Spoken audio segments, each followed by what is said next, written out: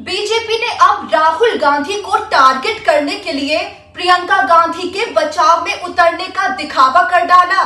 लेकिन हुआ क्या, बीजेपी की चाल उस पर ही उल्टी पड़ गई। यहाँ तक कि बीजेपी की बोलती ही बंद होकर रह गई।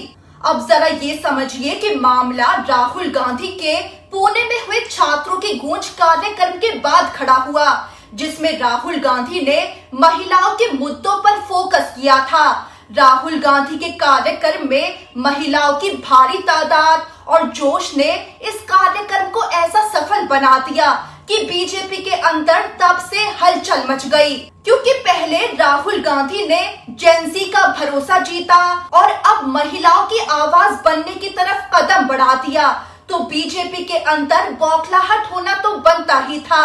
बस फिर क्या था, राहुल गांधी को ताकतवर होने से गिराने के लिए बीजेपी ने ऐसा कार्ड खेल दिया जो राहुल गांधी और प्रियंका गांधी के बहन भाई वाले रिश्ते में दरार तो डाल ही देता, लेकिन साथ ही राहुल गांधी के मिशन में खलल भी डाल देता। हालांकि हकीकत में जो हुआ वो बीजेपी और आरएसएस की ही बुरी बेइज्जती करा गया है। अब पहले बीजेपी का तीखा हमला सुनिए, फिर कांग्रेस का जोरदार पलटवार आपको बताएंगे। तो पुणे में राहुल गांधी ने महिलाओं की शक्ति पर जोर दिया, तो बीजेपी सांसद निशिकांत दुबे ने तीखा वार कर दिया।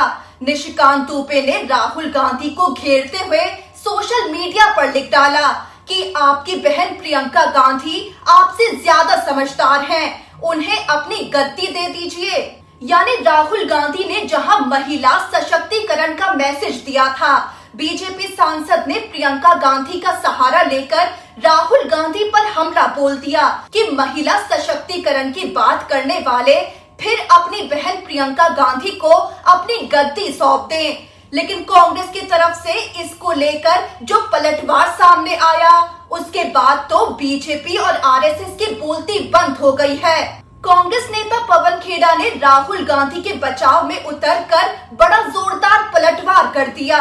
वो बोले कि सच ये है कि अब बीजेपी और आरएसएस को दो बेहद वफादार भाई बहनों के बीच दरार पैदा करने की कहानी गढ़नी पड़ रही है और फिर प्रियंका जी को बचाने का दिखावा करना पड़ रहा है। ये साफ दिखाता है कि वो इतने भ्रम में है कि उन्हें लगता है कि प्रियंका जी कोई ऐसी अबला नारी है जिन्हें बचाने की जरूरत है। और फिर कांग्रेस नेता पवन खेड़ा ने बीजेपी और आरएसएस की धज्जियां उड़ा डाली। वो बोले कि हमें लैंगिक समानता का पाठ पढ़ाने से पहले ये याद रखें, कांग्रेस ने भारत को देश की पहली महिला राष्ट्रपति और पहली महिला प्रधानमंत्री दी। कांग्रेस पार्टी की 5 महिला अध्यक्ष भी रह चुकी हैं, लेकिन वहीं बीजेपी और आरएसएस के पास एक भी महिला अध्यक्ष नहीं रही है। और इसके बाद तो कांग्रेस नेता पवन खेड़ा ने ऐसा सवाल पूछ डाला कि बीजेपी और आरएसएस मुंह छिपाने पर मजबूर हो गए होंगे। उन्होंने पूछ डाला कि तो अब बीजेपी आरएसएस नितिन नबीन और मोहन भागवत की जगह महिलाओं को कब लाने वाले हैं। यानी कि राहुल गांधी की गद्दी प्रियंका गांधी को देने वाली मांग करने वाले कब बीजेपी प्रेसिडेंट नितिन नबीन और आरएसएस प्रमुख मोहन भागवत की जगह महिलाओं को गद्दी देने वाले हैं। यानी कि बीजेपी की ये चाल भी उस पर ही उल्टी पड़ गई है। राहुल गांधी की महिलाओं के बीच बढ़ती ताकत को नुकसान पहुंचाने के लिए प्रियंका गांधी का सहारा लिया गया, लेकिन कांग्रेस ने बीजेपी और आरएसएस का सारा चिट्ठा सामने रख दिया कि प्रियंका गांधी इतनी ताकत रखती हैं कि कोई और उनके हक में आवाज उठाए इसकी मोहताज नहीं है। और महिलाओं का सम्मान कांग्रेस ने जितना किया है वो इस बात से जाहिर है कि बड़े बड़े पदों, राष्ट्रपति, प्रधानमंत्री, इससे लेकर कांग्रेस में महिला अध्यक्ष बनी, जबकि बीजेपी और आरएसएस को महिलाओं को आगे बढ़ाने पर विचार करने की जरूरत है। अब जरा ये भी जान लीजिए कि राहुल गांधी के पुणे में हुए इस कार्यक्रम से बीजेपी को इतनी मिर्ची क्यों लग रही है। तो राहुल गांधी पहले युवाओं और छात्रों का भरोसा जीत चुके हैं, जहां पेपर लीक से लेकर प्रदर्शनकारी छात्रों पर पुलिस हमलों को लेकर वो मोदी सरकार की धज्जियां उड़ा चुके हैं। पीएम मोदी और अमित शाह के इस्तीफे तक की मांग उठाकर बड़ा तहलका मचा चुके हैं। और अब इसके बाद राहुल गांधी ने खास तौर पर लड़कियों और महिलाओं से कनेक्ट करने की कोशिश कर डाली, जो धीरे धीरे मोदी सरकार के लिए बड़ा खतरा खड़ा कर रहा है। युवाओं के बाद महिलाएं अगर राहुल गांधी का हाथ थामे खड़ी हो गई तो मोदी सरकार कहीं की नहीं रहेगी। अब जरा राहुल गांधी के इस कार्यक्रम के कुछ दिलचस्प पल भी आपको बताते हैं, जो मोदी सरकार को बहुत चुभ रहे होंगे। दरअसल मंच पर राहुल गांधी के सामने खड़े होकर नेहा सिंह राठौर ने मोदी सरकार की धज्जियां उड़ा डाली। लोक गायिका नेहा राठौर ने पहले राहुल गांधी से कहा कि मैं सरकार से उन सभी मुद्दों पर सवाल करती हूं जो सरकार को पसंद नहीं है, इसके बदले मुझे बहुत सारी गालियां और एफआईआर मिलती हैं। वो आगे सवाल उठाते दिखी कि अगर हम लोकतंत्र में अपने प्रधानमंत्री से सवाल ही नहीं कर सकते तो ये कैसे महिलाओं का सम्मान है।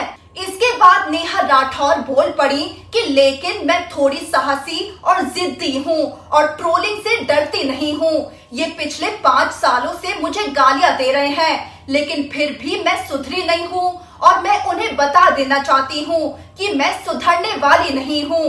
अब दिलचस्प बात ये हो गई कि राहुल गांधी ने नेहा राठौर को यहाँ बीच में रोकते हुए ये कह डाला कि मैं भी सुधर नहीं रहा हूँ। राहुल गांधी बोलते दिखे कि मैं भी सालों से इनकी गालियां सुन रहा हूँ, लेकिन मैं भी सुधर नहीं रहा हूँ। वहीं राहुल गांधी के सामने खड़े होकर नेहा सिंह राठौर ने मोदी सरकार के खिलाफ ऐसा गीत भी गाया जो मोदी सरकार को खूब चुभा होगा। वो गाते दिखी कि तुम सा कोई झूठा और बेईमान नहीं है, किसी एक की बपौती हिंदुस्तान नहीं है। वहीं अब आपको एक और दिलचस्प खबर बताएं तो राहुल गांधी की ताकतवर होती छवि ने उन्हें सुपर हीरो वाला टैग दे डाला है। दिल्ली में कांग्रेस कार्यालय के बाहर राहुल गांधी के पोस्टर लगे हैं जिनमें उन्हें बैटमैन बताया गया है। इन पोस्टरों पर खास संदेश भी लिखा है कि एक खामोश रखवाला, एक सतर्क संरक्षक, विपक्ष के नेता राहुल गांधी असल जिंदगी के बैटमैन, यानी कि राहुल गांधी को जनता का संरक्षक बताया जा रहा है। दरअसल आपको ये भी बता दें कि राहुल गांधी को बैटमैन कहे जाने की शुरुआत उनके एक सोशल मीडिया सेशन से हुई थी। एक यूजर ने राहुल गांधी से मजाकिया अंदाज में पूछा था कि क्या आप बैटमैन हैं। राहुल गांधी ने इस सवाल का जवाब बेहद मजेदार अंदाज में दिया था। उन्होंने कहा था कि बस इतना समझ लीजिए कि किसी ने मुझे और बैटमैन को कभी एक साथ एक कमरे में नहीं देखा है। बस यहीं से लोगों ने राहुल गांधी को बैटमैन से जोड़कर कहना शुरू कर दिया और अब कांग्रेस ने खुद अपने मुख्यालय के बाहर ऐसे पोस्टर लगा दिए जिसमें राहुल गांधी को बैटमैन के अवतार में दिखाया गया है और संदेश दिया गया है कि वो एक सुपर हीरो हैं जो लोगों के हक के लिए लड़ रहे हैं।